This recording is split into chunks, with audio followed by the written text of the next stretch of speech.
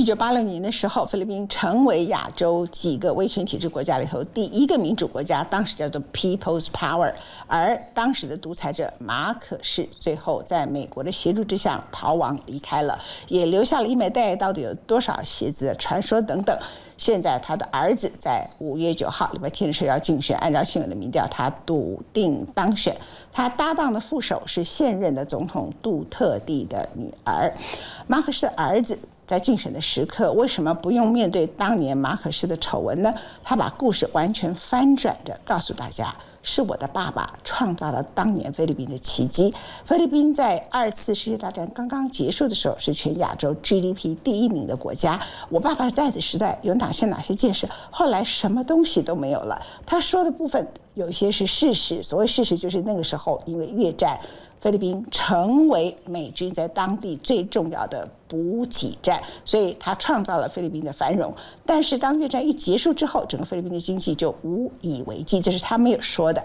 而他创造所有这样的一个论述，靠的都是 social media， 所以他成为另外一个用 social media 把黑的说成白的，把他的爸爸从一个独裁者说成一个真正菲律宾经济奠基伟大者的一个传奇政治故事，而他会笃定当选。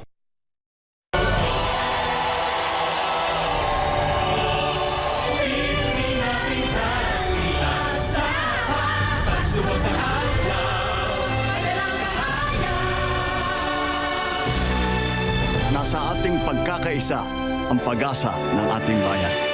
独裁者之子的身份没能削弱他的胜选气势。Marcos has the support of 56% of likely voters, Robredo 23%. Former boxer turned politician Manny Pacquiao is polling in the mid-single digits, marginally ahead of Manila's mayor Francisco Damagoso. 没有意外的话，5月9日，马可仕的儿子联手杜特地的女儿，将成为菲律宾第17任正副总统。Bongbong revealed he was avoiding politics when he was young, and he wanted to be an astronaut or musician. But it seems he is fated to enter politics. You would always say na malaking influence ng dad niyo, and your mom. Pero meron po ba kayong differences with your father, or can you remember a time na you had a disagreement? No. He's the boss. You don't disagree if he tells you to. Because he's always right anyway, as far as in our situation. The Marcos name carries significant weight in Philippine politics. Ferdinand Marcos Sr. was a dictator who ruled the country between 1965 and 1986. It was an era marked by the decades-long use of martial law, state-sanctioned torture and blatant corruption. Now, with just days remaining before the May 9 election, the Marcos name edges ever closer to returning to the presidential palace. Ferdinand Marcos Jr., who is known by the nickname Bong Bong, has promised unity for a country facing crisis. The former senator and governor is set to do the unthinkable, resurrecting a family legacy responsible for stealing an estimated $10 billion from taxpayers. But with economic challenges at the forefront of voters' mind, a sense of nostalgia has festered in the Philippines for a time of stability, even under an iron fist. I want Bong Bong to win because he is the one who has already done something. And when he campaigns, it's not filled with empty promises. People can see that he has already done a lot. 小马可仕否认并拒绝谴责父亲劣迹斑斑的事迹，反而美化了父亲独裁统治下的经济表现。The Marcos campaign is peddling disinformation about his family's past, and many young voters believe it. More than half of the country's electorate were born after martial law ended, including 23-year-old Reynaldo Pina.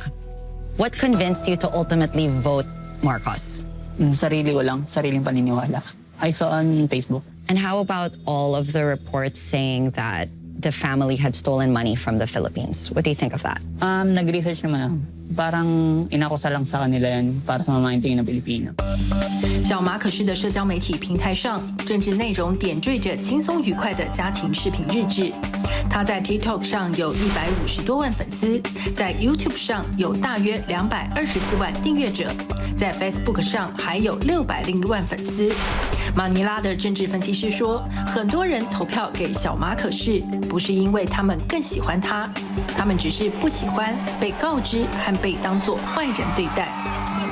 The proclamation of martial law is not a military takeover. For about a decade, the military basically did his bidding. More than 70,000 people were jailed, 34,000 tortured, and more than 3,200 killed during his dictatorship. There are a lot of names, aren't there? Yeah, probably hundreds of them over time. Andrea Olalia grew up under martial law. So who did you lose under the Marcos regime? For us, my family, we lost my second uncle. Okay. And his son, my second cousin. Right. They're right here. 但伫立在马尼拉的这座纪念碑，正是他父亲血腥镇压的铁证。This memorial is dedicated to all those who were killed working against the Marcos regime.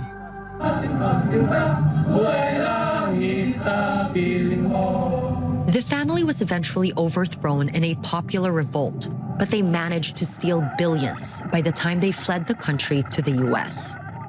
Because you have to remember, they were kicked out unceremoniously in 1986. If they're going to come back, they're going to come back with a vengeance. Is it fair that we're judging Marcos Jr. by the sins of his father? It's a fallacy because we're not judging him just because he's the son of his father. He took his oath before his father, as a matter of fact. No? So he couldn't pretend to be clueless. If somebody who denies reality, who does not acknowledge fact, and revises history and record, you are complicit in the perpetuation of a false memory. If Marcos is able to win Monday's vote, he'll be the first Philippine leader banned from entering the US, where he faces arrest for defying a court order to pay more than $500 million in damages to human rights victims. Current President Rodrigo Duterte has yet to endorse a candidate, but his party has backed Marcos Jr. 谢谢你收看今天文茜的世界周报以及文茜的世界周报欧洲版，我们明天见，拜拜。